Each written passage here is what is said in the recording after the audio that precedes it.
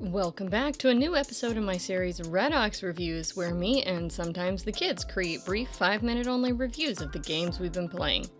You'll be hearing us give our thoughts on new games and retro games, and you'll hear our pros and cons from different points of view, plus a quick spoiler-free summary. Today, we're reviewing UN Squadron for the Super Nintendo. UN Squadron, also known as Area 88, was first published by Capcom in 1989 as an arcade game and then released 2 years later for the Super Famicom and the Super Nintendo. The origin of this game is from a manga series of the same name. The story of UN Squadron is that the Kingdom of Aslan is being besieged by ruthless mercenaries who organized into a group of arms dealers titled Project 4, and now they control everywhere in the country except for Area 88, the home of the UN Squadron and the world's best pilots. After months of training, 3 pilots of the UN Squadron set up to take back the Kingdom of Aslan and destroy Project 4. The game itself also spawned a sequel arcade game called Carrier Air Wing in 1990, and was so popular also that they had a TV series in 2004. UN Squadron itself is a side-scrolling shooter, aka shmup genre game, with the added elements of an overworld map, a stage select screen, planes that you can purchase for upgrades, as well as choices of weapons to buy to load out your plane.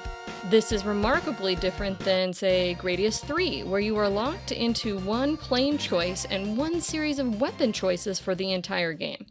UN Squadron really shines both for its responsive gameplay and its customization options, which allow the player to try many strategies as they attempt to progress through the very challenging levels. Players begin the game with a choice of mercenary pilots you can pick from Shin, Mickey, or Greg. Each pilot has a different skill set, so it's important to read about them on the player select menu and then to try different pilots to see what works for you. I found the gameplay in UN Squadron to be both frustrating due to its difficulty, but also very engrossing at the same time, which is why I kept coming back year after year to play this title more. The music score is so intuitively designed in that it very directly correlates to the mood of the level. Have a slow side-scroller level through a cave? Have a little more slow and melodic music. Blast your way as fast as you can through a canyon and out into the sky. It's the best type music for my money of any Super Nintendo shmup I've ever played. Again, unlike some other shmups from this era that I've played, I find flying to be very responsive and the controls to be very smooth and easy to handle. As this is a Capcom title, I expect it to play like Mega Man, but just in a plane? In other shmup titles, I find the speed-changing mechanics make me feel like I'm flinging myself around the screen out of control. But in UN Squadron, the speed adjustment with each new plane is natural and easy to handle. One thing that helps make UN Squadron a little more accessible than maybe something like R-Type 3 or Space Megaforce is that you have a health bar instead of a one-hit death feature. Combine this with the difficulty settings 3 continues, and the weapon plane upgrade system, and UN Squadron's difficulty can in fact be overcome with lots of practice. Well, at least mostly.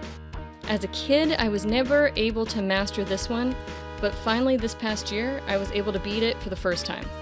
After sitting and thinking about the pros and cons of this game for quite a while, I've only really come up with one con, but it's really a deal breaker for many folks. The thing is, this is a really hard game, like real hard. Lots of nonsense flying around at you all the time. The difficulty level in the later stages makes it kind of a bullet hell style genre, no matter what setting you're on. And as such, even with these features to make it more accessible, it's still ridiculous how many things are flying at you and how little notice you have to dodge, maneuver, or shoot back. There aren't midway continue points in the level, so all levels must be completed in one go, including the bosses. This also means you'll burn through so many lives trying to get through each boss, it will be difficult without many hours of practice to even get near the final set of levels. You'll have to save up your money too to buy the plane upgrades and weapons, and if you're dying a lot, you're likely losing money, making it even more challenging to progress. If you aren't sure what type of loadout you might need, you may also waste your money a bit and run into difficulties progressing later on. There is no password system, so when you're out of continues, that's it folks, game over! So, would I recommend UN Squadron to shmup fans here on the Super Nintendo? You bet. Is it an amazing game? Absolutely. Is it also ridiculously difficult? Yep, that too. So one suggestion I have if you're looking to pick this one up and give it a try is maybe start with the easy mode on your first few attempts or so. Don't forget to read the manual and follow their guidance and tips to get started. And finally, know that you're probably going to game over a lot while you work on this one. Listen to that music cranked all the way up and just soak up the difficult and frustrating gameplay as you make your way through. It's a real gem, but sure a difficult one. Thank you for watching RedAux Reviews. I'm looking forward to continuing this series with more reviews. If you have a suggestion for a game you'd like me or the kids to review, please post it to the comments section. Check out our live stream on Twitch for family-friendly gaming content, both modern and retro, and thank you for stopping by.